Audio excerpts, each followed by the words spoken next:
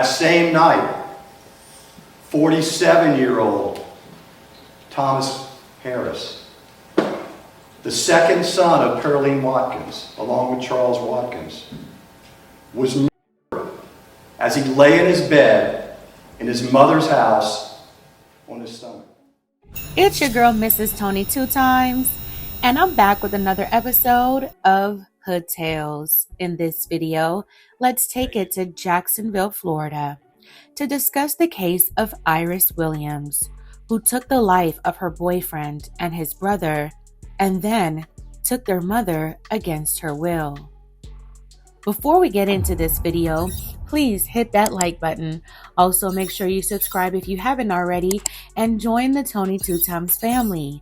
Tap that notification bell so you don't miss any future uploads. Also, this video is sponsored by me, Mrs. Tony 2 Times, and my YouTube channel. I just uploaded a new video, so make sure you check it out and support me. I'll leave the link to it in the description box. And be sure to share this video with everyone you know. Stay tuned until the end to hear all the details. All right, let's get into it. Sometimes, evil doesn't creep in from the outside. It walks through the front door. In October 2023, a Jacksonville woman was welcomed into a home she knew well. A place where she shared meals, sat on the couch, and called it a second home. But in the hours that followed, she would pull the trigger multiple times. When the madness ended, two brothers were gone, and their elderly mother had survived a nightmare she would never forget. This is the story of Iris Williams and the devastating events that shattered a family forever. At 4:49 a.m. on October 18, 2023, dispatchers at the Jacksonville Sheriff's Office answered a call that would trigger a homicide investigation. A woman told police that two men had been shot and that she had been held against her will.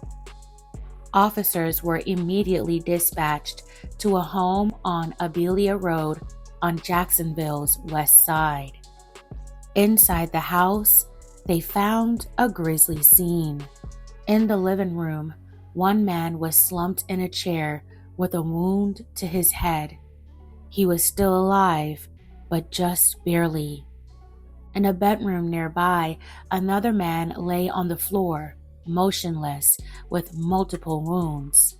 He was pronounced gone at the scene. Outside the home, officers encountered a woman standing calmly nearby. The woman was 44-year-old Iris Williams.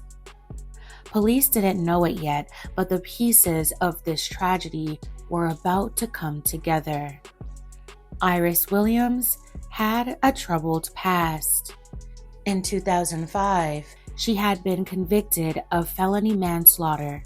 It was a conviction that made it illegal for her to ever possess a firearm again. And yet, on that night, she had one and she used it. Iris was in a relationship with Charles Watkins, one of the men found at the scene. She'd been a part of his life for years. That night, she was at the home he shared with his older brother, Thomas Harris, and their 78-year-old mother, Pearline. On October 17, 2023, around 8 p.m., it was supposed to be a normal evening. Charles and Thomas were home. Their mother was cooking dinner. Iris was outside, sitting in her car. When the food was ready, Pearline offered her a plate. An hour later, Pearline went to her bedroom to rest. Charles was in the living room. Thomas was in his bedroom with the door closed. The house was quiet, peaceful, until it wasn't. Around 9 p.m., the silence shattered. Shots rang out 4 in total. Startled, Perline ran from her room and found her son Thomas wounded in the hallway. Badly wounded, he looked up at his mother and said his final words, "She shot me."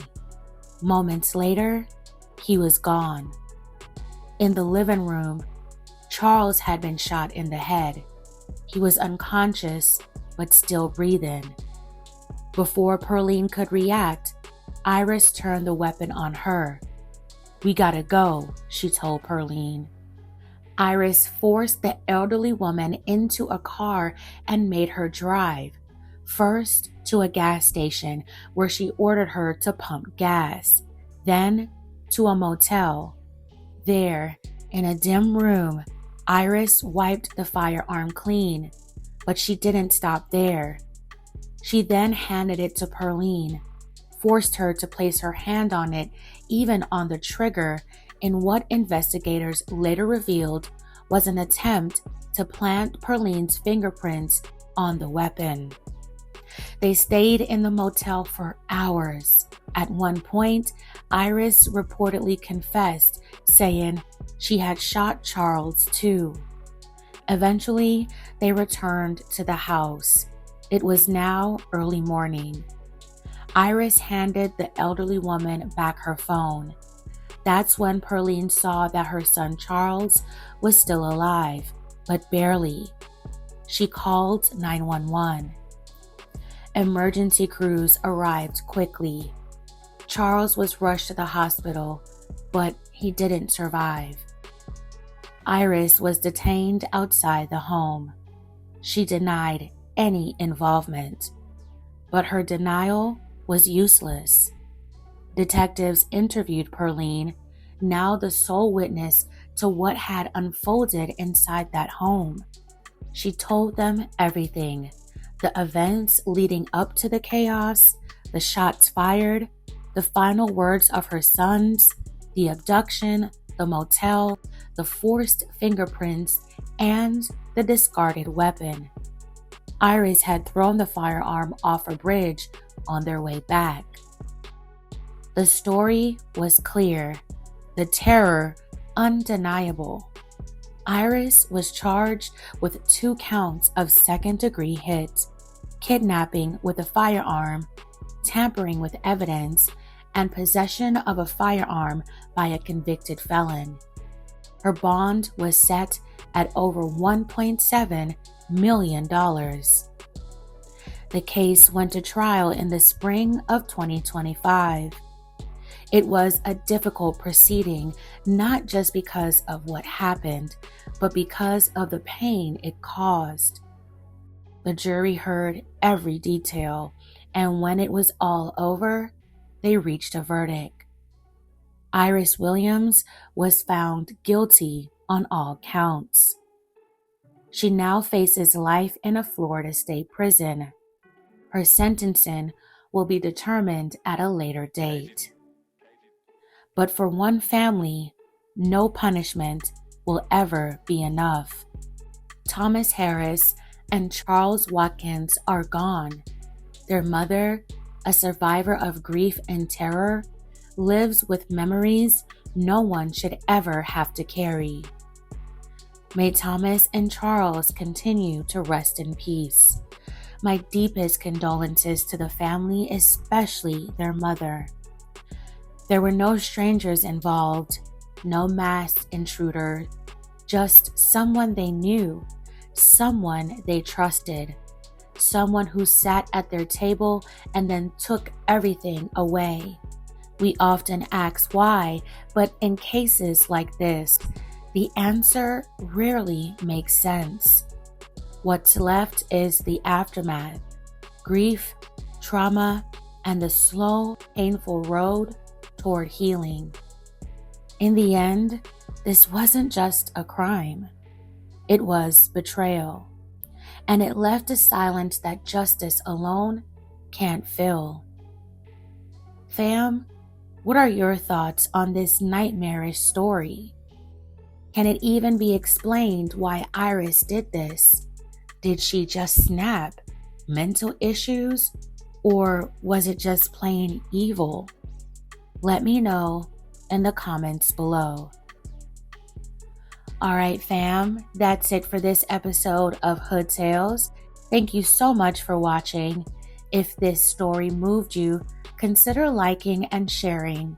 Subscribe for more stories like this and for the stories behind the headlines. Because behind them all is a family forever changed. This is your girl, Mrs. Tony 2 times. Until next time.